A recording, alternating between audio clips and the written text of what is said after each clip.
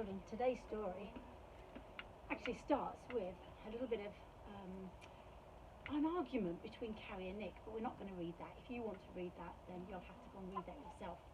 But we're now going back to Druid's Bottom after a little while. So Carrie left him lying there and went down to say goodnight to the Evanses, treading on the paint at the side of the stairs to spare the carpet as Mr. Evans had told her to do. She was halfway along the passage when his voice stopped her. "Oh, the girl's got her head screwed on all right, Miss Green. Didn't take her in, did she?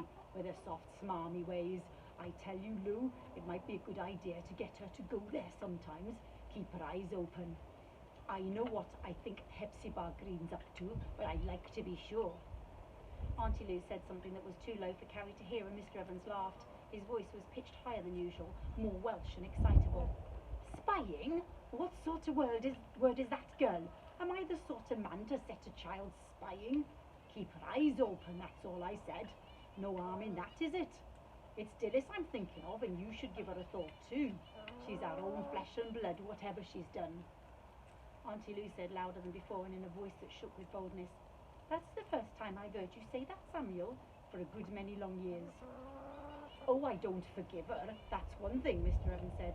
"And it was that one thing, see, when she had her pride and her strength. But that's gone from her now, isn't it? And it hurts me to think of her, helpless in that woman's power." "Hepzibah's power? Did it mean Hepzibah was a witch then?" Albert had said that she was.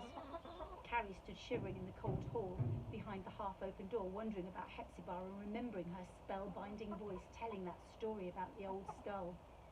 She drew a deep breath and ran into the kitchen, and they turned in their chairs to look at her, Auntie Lou guiltily, Mr. Evans with the angry red coming up in his face. "What are you doing, girl? You went to bed, didn't you? Up and down, tramp, tramp, tramp on the carpet." "I walked on the paint," Carrie said, but his face was almost purple by now, and the veins stood out on his forehead as he half rose from his chair. Up and down, I won't have it, see? Back up with you now, double quick." And as Carrie fled, his ranting voice followed her. "Up and down, back and forth, in and out, messing and humbugging about." Christmas came and went. Mr. Evans was quite jolly on the day itself, cracking jokes at dinner and giving presents, a knife for Nick and a Bible for Carrie. The knife was a rather blunt penknife, not the sharp sheath knife Nick had hoped for, but it was better than nothing, and Carrie tried hard to be pleased with her Bible, because Nick was grinning so slyly. But the next day was doleful. Mr. Evans was in a bad mood because he'd eaten too much, and Auntie Lou was tiptoeing about for fear of making things worse, and so annoying him further. "Creep, creep, creep," he shouted at her. "Skitter, skitter, skitter. Are you a mouse, girl?" Carrie and Nick would have escaped from the house if they could, but it was bitterly cold and had begun to snow heavily. It snowed for 3 days without stopping, great woolen wool flakes falling from a dark sky and swirling so thickly and blindingly that Mr. Evans actually said the children need not use the privy in the yard in the daytime, but could go up in the bathroom whenever they needed to. On the 4th day they woke to sun and a white dazzling world. "Lovely day for a walk," Mr. Evans said heartily. "Tell you what, run along to Druid's Bottom and take Miss Green a tin of biscuits, a little present, see, to say thank you for the goose." Carrie looked at him sharply, but he seemed simply to be in an unusually good temper. No reason at all for the odd uncomfortable feeling inside her. "Why should he want to send Hepzibah biscuits?" she said to Nick as they plodded through the deep snow at the side of the railway line. But he hadn't felt it was quite sinister. "I expect they're stale," he said cheerfully, "and he's glad to be rid of them. Rid of us too. She might give us lunch and that'll save him some money. Do you think she will, Carrie?"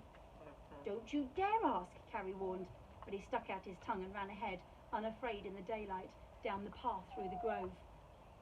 And of course it was the first thing Hepzibah said, turning pink and steamy from the stove and smiling as if it were the most natural thing in the world that Carrie and Nick should appear in her kitchen at precisely this minute. "I was just dishing up. Nothing grand, mind, only roast pork and apple pie, but I expect you're hungry enough this bitter cold day. Albert, set 2 more, please." The lovely smell of roast pork made Carrie's mouth water, but she said very politely, "I don't think we should. I mean, you weren't expecting us, were you?" Albert said, "How do you know she wasn't? She's a witch, didn't I tell you? Besides, she likes to feed people. It's what she thinks people are for. Sometimes I think she doesn't look at their faces, just sees rows of empty stomachs to fill." Take no notice of him, Hepzibah said. Mr. Too Clever by half. Take your clothes off and you won't feel the benefit later. She was pleased with the biscuits. That's nice, said Mr. Evans. Lemon creams are Mr. Johnny's favourite. Look, Mr. Johnny, what the children have brought you. He stood in the corner of the kitchen, hanging his head and peeping through his fingers. When Nick said coaxingly, "They're all for you, Mr. Johnny." He came forward slowly, smiling his lopsided smile and gobbling softly with pleasure. Nick said, "I promised we'd come again, didn't I?" It was a lovely dinner. Carrie had 2 helpings of everything and Nick had 3. They sat back as warm as toast and tight as drums, and Hepzibah said, "I've got to go see Mrs. Go-to-bed now. Look after our guests, Mr. Johnny." He scrambled down from his chair and looked hopefully at Nick, and when he said, "Do you mean you want us to come and help milk the cow?" Mr. Johnny laughed and clapped his little hands together. They went out in the cold afternoon. "Must be below 0, Albert said, as they ran across the yard to the barn and the stables. The barn was full of roosting chickens, fluffed up against the cold, and there was an old cart horse, a fat, gentle-eyed Hereford, and a cow. They used to have a prize herd, Albert said. The go-to-beds. Bulls were famous all over the world, but the family went downhill in the 30s, lost their money gambling. Gambling and giving grand parties and travelling abroad, Hepzibah says, and in the end they had to sell most of their land and the mine. Now there's only a couple of fields left and 1 cow for the house, and not even enough money to repair the old generator. That's why we have oil lamps. We're too out of the way for mains electricity." Other way. Mr. Johnny said eagerly. "Mr. Johnny's cow," Nick said. "Is it your cow, Mr. Johnny?" Mr. Johnny said eagerly. "Mr. Johnny's cow," Nick said. "Is it your cow, Mr. Johnny?"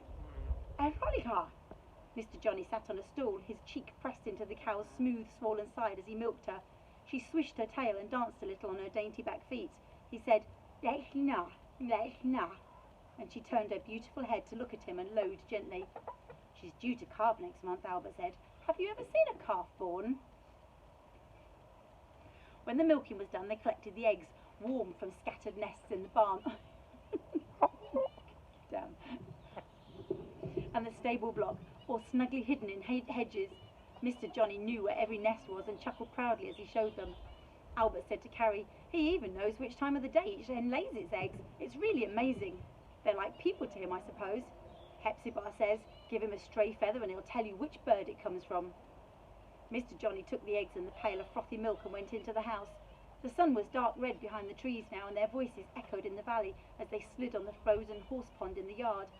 Carrie was afraid at first that Albert would despise such a babyish pastime, but he seemed to enjoy it as much as Nick did, shouting with laughter when he tripped over bumps in the ice and not wanting to stop even when she said it was time they were going. She left the 2 boys and went to say goodbye to Hepzibah. She wasn't in the kitchen, nor in the dairy where Mr. Johnny was wiping the eggs and putting them into their trays. It was darker indoors than out, and the oil lamp was already lit in the hall. Carrie peeped into the dark library, but there was no sign of Hepzibah. She waited a minute, then started to climb the smoothly polished oak stairs, but stopped halfway up. Somewhere upstairs someone was crying. Not as if they were in pain, but very quietly and evenly, as if out of some dreadful and hopeless despair. Carrie thought it was the saddest sound she'd ever heard.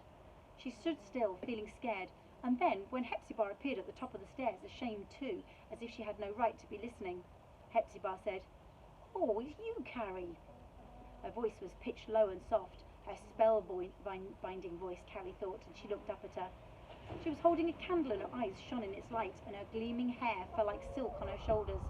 A beautiful witch, Carrie thought, and her heart began to thump so hard she was sure Hepzibah must hear it, and if she did, she would look into Carrie's mind with her witch's eyes, and know that she knew that it was Mrs. Go-to-bed weeping upstairs, and that she was remembering what Mr. Evans had said. His own flesh and blood, his poor sister, helpless in that woman's power. Hepzibah was coming down the stairs. She said, "Carrie, love, don't be frightened. It's only—" But Carrie didn't want to hear. She said loudly, to cover the noise of her thumping heart, "I'm not frightened, Hepzibah. I only came to say goodbye and thank you for a lovely day." It had been a lovely day, and Nick sang all the way home because of it, one of his tuneless made-up nonsense songs. We went to Druid's Bottom, and we saw Mr. Johnny, gobble, gobble, gobble, and we went milking the trolley car, and we had roast pork for dinner. While he sang, Carrie walked silently. The uncomfortable feeling she'd had earlier on had come back again and sat like a solid lead ball in her chest. She'd done nothing wrong, but she felt that she had. It wasn't always what you did, but what you knew that was wicked. She had known why Mr. Evans had sent Hepzibah biscuits, had known that he wanted her to spy, keep her eyes open, and it seemed that without meaning to, she'd been doing just that. She felt mean and dirty, scared too. Suppose when they got back he asked her what Miss Green was up to. Suppose he said, "I know what's going on. Did you find anything out?" Of course she didn't know anything, and even if she did, she would rather die than say, but suppose he guessed she knew something. Suppose he tortured her to make her tell. But when they got back, he barely spoke to them. He was in one of his sour, silent moods, and when Nick said, "Hepzibah said thank you very much for the biscuits," he only grunted, in answer. Carrie thought perhaps he's waiting till Nick's gone to bed. Perhaps he'll come into the room when Nick's fast asleep and bend over me and say, "Well, girl, how's my sister?" She lay awake until he came up, but he passed their door without stopping, and she heard his door close and the jangle of springs through the wall as he sat on the bed to take his boots off. She thought, perhaps he's waiting till the next time we go. Perhaps he's biding his time. He didn't seem to be. He asked no questions about Druid's Bottom, about what they'd done or what they'd seen. Not that time, nor the next time they went, nor the next, nor the next. Until in the end, Carrie began to think she must have made it all up, that she'd just dreamed all those things he'd said. And as the weeks went by, it grew into that, a bad dream, almost forgotten. Thank the other little stars of my story today.